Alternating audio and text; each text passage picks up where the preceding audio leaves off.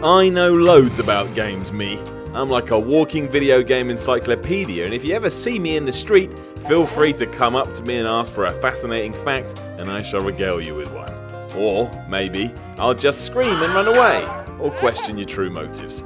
As we may not run into each other though, it's only fair that I still bestow this knowledge upon you, and that's what this video is all about. I'm Simon from WhatCulture.com, and this is 10 little known gaming facts that will blow your mind.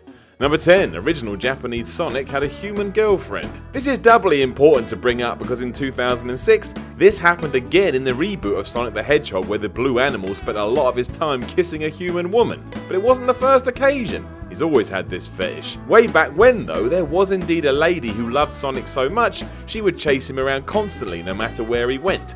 From the mind of illustrator Naoto Oshima, who claimed he did this because such a thing would be any male's fantasy, Sonic was only revamped when he came over to America, and Sega got rid of that idea as well as Fangs and the fact he was a rock star. These were probably the right calls. Number 9. Mario's blocks are innocent people. While I doubt Nintendo wants this to be canon today, if we do read the original instructions that came with the first Super Mario Bros. In 1985, it has some very interesting information within it. Telling us the story of the mushroom people who were turned into stone bricks and even plants, it soon becomes apparent that all those blocks Mario's hurling his head into to get items are actually these residents. Meaning Mario is murdering innocent civilians when he's supposed to be saving the world. These instructions seem to know this too, because the plumber is then described as a guy who's maybe the hero of the piece. Yeah, or a massive asshole. Number 8. Link was inspired by Peter Pan. Given that Link came to be in the 80s, this isn't too much of a surprise, and even less so when you learn that his creator Miyamoto absolutely loved Disney. He thought the House of Mickey Mouse was the be-all and end-all, which for many people it is. This is why during an interview he was very keen to tell everyone that Link was inspired by Peter Pan, right down to the long hat and long ears, so they shared a specific similarity, and they both loved to wear green. With that in mind, it could also be why Link has never aged, a bit like Peter there. Thankfully he's nowhere near annoying, so that's good. Peter Pan never shuts up. Fly away, you green goon. Number 7. Donkey Kong originally featured Popeye. Today, most of us know that Donkey Kong is where Mario originated as Jumpman. What some aren't so aware of is that in the same vein, DK didn't start as an ape either. Originally, Nintendo had a licensing deal to create a Popeye game and thought Bluto would be a fine specimen to be hurling barrels at the man who loved spinach. For one reason or another that never came to be, and instead we got Mario and we got Donkey Kong, and the rest, as they say, is history. Imagine this hadn't have happened too. Be playing Popeye card. No one wants that. Not even olive oil. Number 6. The PlayStation started life as a Nintendo add-on. From best of friends to bitter enemies, when Sony wanted to get involved in the gaming industry, its first port of call was to ring up Nintendo and try to work together, if you can believe that. The machine they came up with even got shown off from time to time as an add-on, which was basically a SNES that had a CD drive, and is quite the step forward in 1991.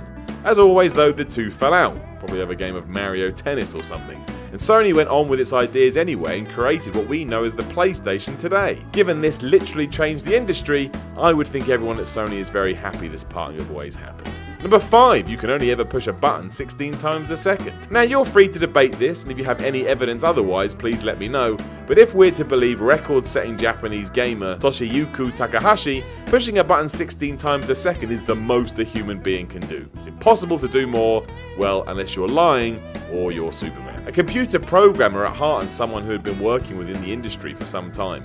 It was during the 80s he managed to pull off this feat, and so far, no one has topped it, meaning it has to be fact.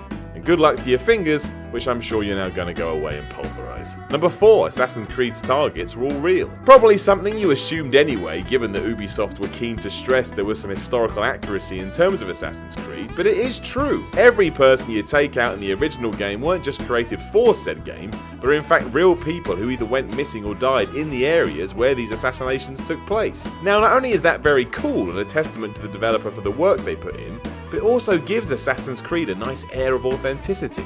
If they hadn't put all that Animus nonsense in there, this may have been even better. But they did, and we had to put up with that Gary Neville lookalike Desmond. What a knob.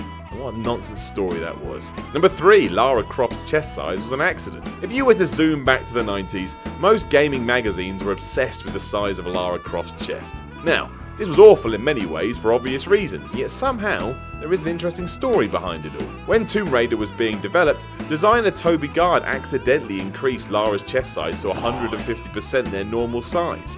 When he went to put them back to normal, the rest of his team said he should leave it, probably because they were massive perverts. But that was that. It did cause a huge splash when it went public, and you could say even got Tomb Raider some extra coverage that it may not have had otherwise. Still stupid though. We should all be ashamed of ourselves as humans. Number 2, the Game Boy's creator was a janitor. Gunpei Yokoi, the brain behind the Game Boy, had a very interesting story. Basically going from zero to hero from nowhere, Gunpei had spent a lot of his life as both a janitor and an assembly line worker, but used his spare time to create some toys fueled forward by an engineering degree. This caught the eye of Nintendo, and it would all eventually spill into the Game & Watch LCD systems in the 1980s. This sparked the man's career no end as he made his way up the ladder, and when the time came to refine this idea, Yokoi came up with the Game Boy in 1989, and he changed the world in the process. Horrendously, he'd be killed in a car accident in 1997, but his legacy will never die.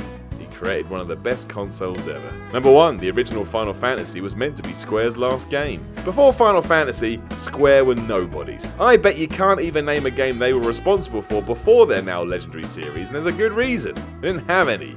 This is why Final Fantasy had the word final in it. It was the last hurrah before going bankrupt.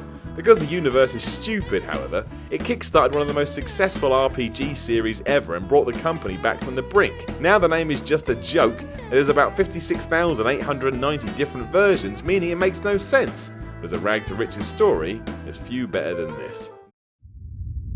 Next up, we are straight back to Shadow Picard for another scene in which it's incredibly important to me that nothing bad ever happens to Lara's character. YouTube. The unexpected frontier.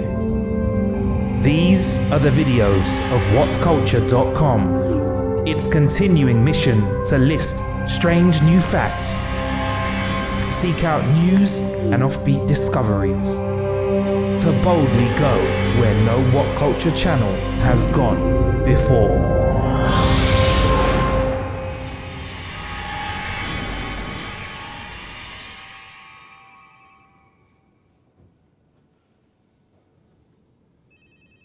Hey, how would you guys like to start a Star Trek channel? Hell yeah! No, sorry, how's he got a uniform? I've been asking for one for months now, and I'm Providing money, I'd be sipping jippers on the beach somewhere. Hell yeah! Is he even cold? Hell yeah! If I had any money, I'd be sipping jippers on the beach Months I've been somewhere. asking for one. Hell yeah! Months. If I had Not any money, even- I'd be I'm sipping not jippers trying on the to- beach somewhere. Hell If I yeah! had any money, I'd be sipping jippers on the beach somewhere. Hell yeah! If I had any money, I'd be sipping jippers on the beach somewhere. Hell yeah! If I had any money, I'd be sipping... Hi, I'm Marcus Bronzy, new presenter for Trek Culture, WhatCulture's new home for all things Star Trek related.